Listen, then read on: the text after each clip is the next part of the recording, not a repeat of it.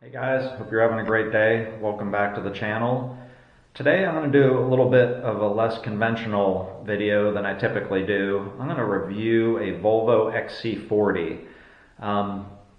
It's been a rental car, a loaner car if you will, for my XC90, and I've got to tell you, I've been pretty impressed with it. And typically I wouldn't really review a loaner car, but it's a T5 Momentum Edition. It has an inline 4 turbocharged, plenty of pep. I believe it's about 248 horsepower, and pricing starts around 34 grand for it. And it's a neat little car. So I'm gonna go ahead and do a walk around, show you the interior, take it out for a drive, talk to you a little bit about it, and see what your thoughts are. Anyway, I'll go ahead and I'll review the XC90 as well when I get it back. It hasn't had too many issues, but right now having some air conditioning issues in South Florida where the heat index is regularly over 100. You need the air conditioning to work, especially for what's classed as a luxury SUV. It should be working all the time, given it's only 2 years old. But anyway, they're working on it, they're trying, and they gave me this cool little compact SUV to drive around, and without further ado, let's go check it out. Here's the key. The XC90 has silver buttons, but these look fine too. Lock, unlock, and the boot. And if you flip it this way, here is the 2019 Volvo XC40, 19-inch wheels. Kind of like them. A little funky, but they look cool. It has that signature Volvo grille, 360 cameras. You can see the camera right in the logo here. Has the traditional, I guess you would call it a Y-shaped LED light. I'll go ahead and turn those on so you can take a look at that. Here it is with the headlights on. Unfortunately with the frame rate you're seeing some rapid blinking, but I can assure you everything's steady on my end. Driving lights look really good and LED as well. Mirrors fold in, automatic folding when you shut the car down. Fully electronic lift gate. And as I mentioned, it's got the T5 engine and all-wheel drive, which is the upgraded engine above the T4. Slide your hand down here, that'll pop the trunk or the lift gate. Plenty of room. 2 rows of seating, obviously not enough room for a third row. Let's go ahead and take a look inside. Back seat is roomy. This is adjusted for me. I'm about 5'10", 5'11", and so that's where the driver's seat is. So plenty of room. Love the trim on here. It feels like a metal. Very solid feeling on the vents throughout the car. The light leather looks really nice. I think it's pleather. I don't really think it's actually leather.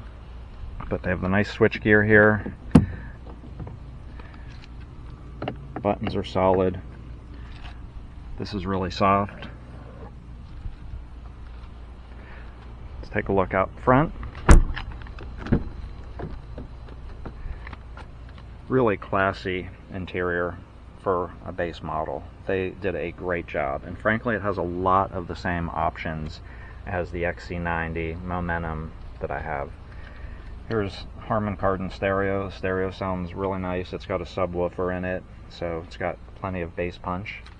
And let's go ahead and start her up. Sorry about that. So it has the same display that the XC90 has. I put the seatbelt on so it won't keep reminding me. Very nice display with the nav built into it here, and nav available there as well.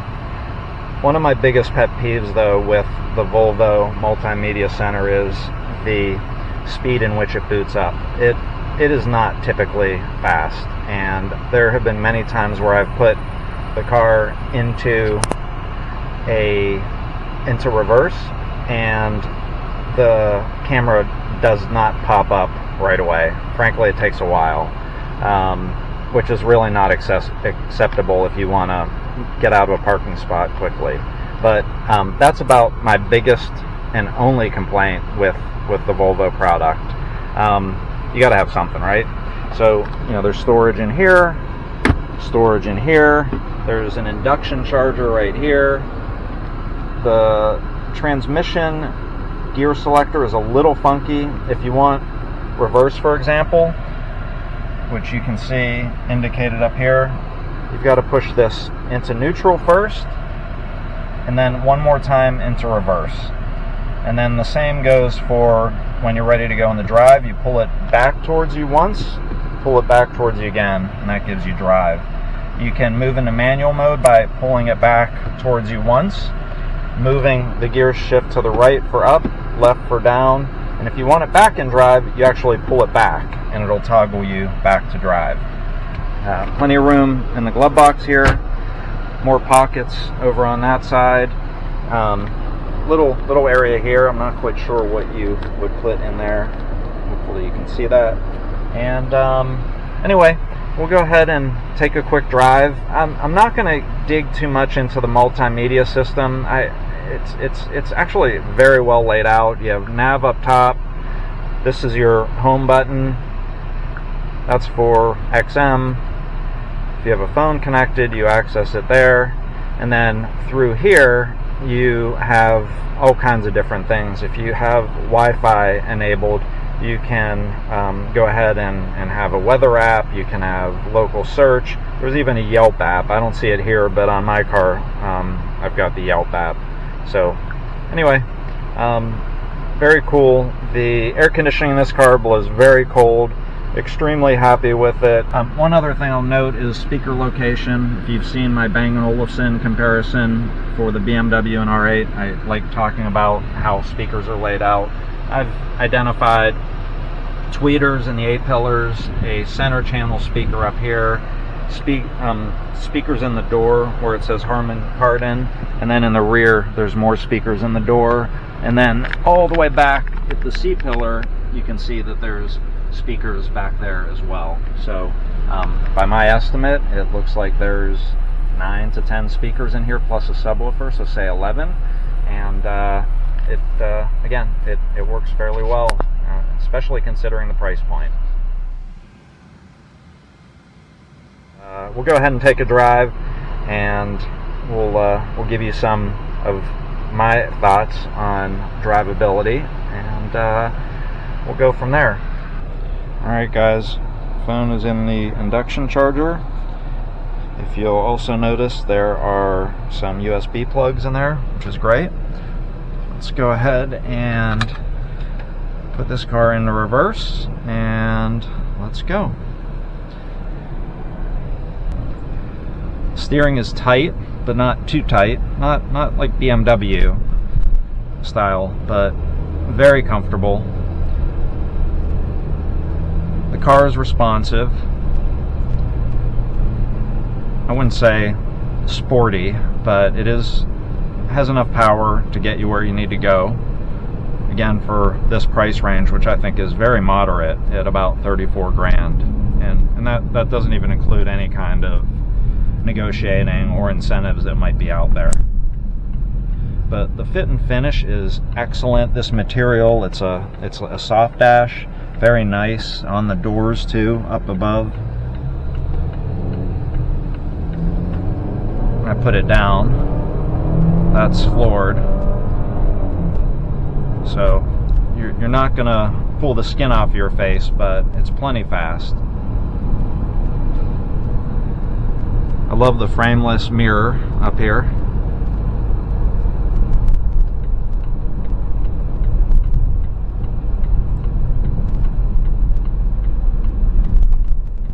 The ride is compliant, and not a ton of body roll either. I going around that turn, and the all-wheel drive really pulls you through the turn.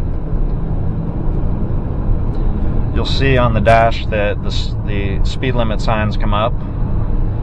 Again, incredible technology for the price range.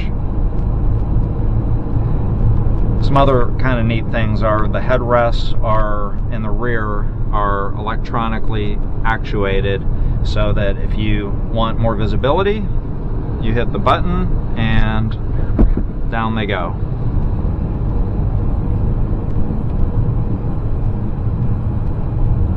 So this is the first time I'm using the Akaso with the head equipment. It's just an attachment that goes on your head. It kind of fits like a hat, but it really isn't a hat. It's just some elastic, and you have to let me know if you like this kind of view.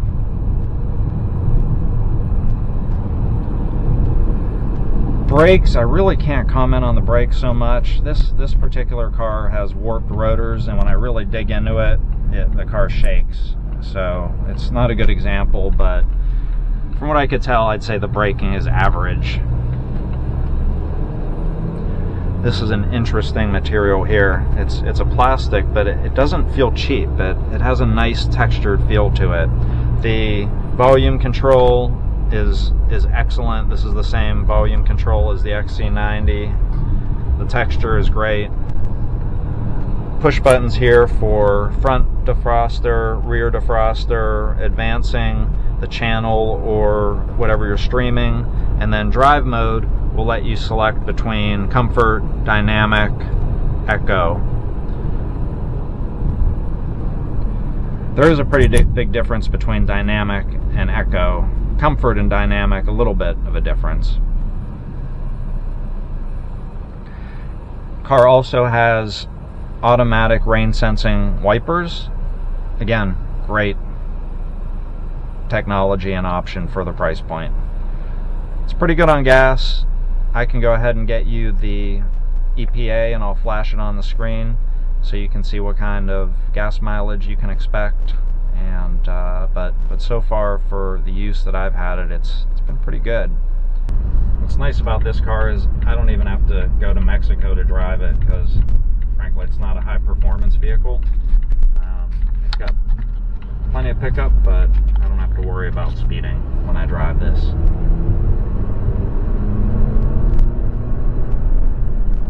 Ooh, did you hear the blow-off valve in the turbo? Sounded pretty cool. Another nice option of the XC40 is the brake hold, where you just push the brake down, lift your foot off of it, and the car just will hold.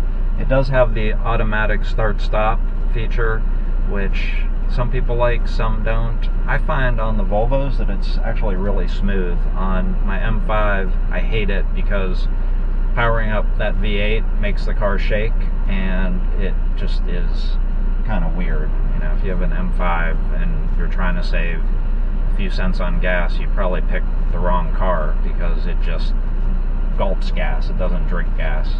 So this car is actually pretty smooth with the transition from stop to start to go, and not having to have your foot on the brake in traffic or long stoplights is really nice.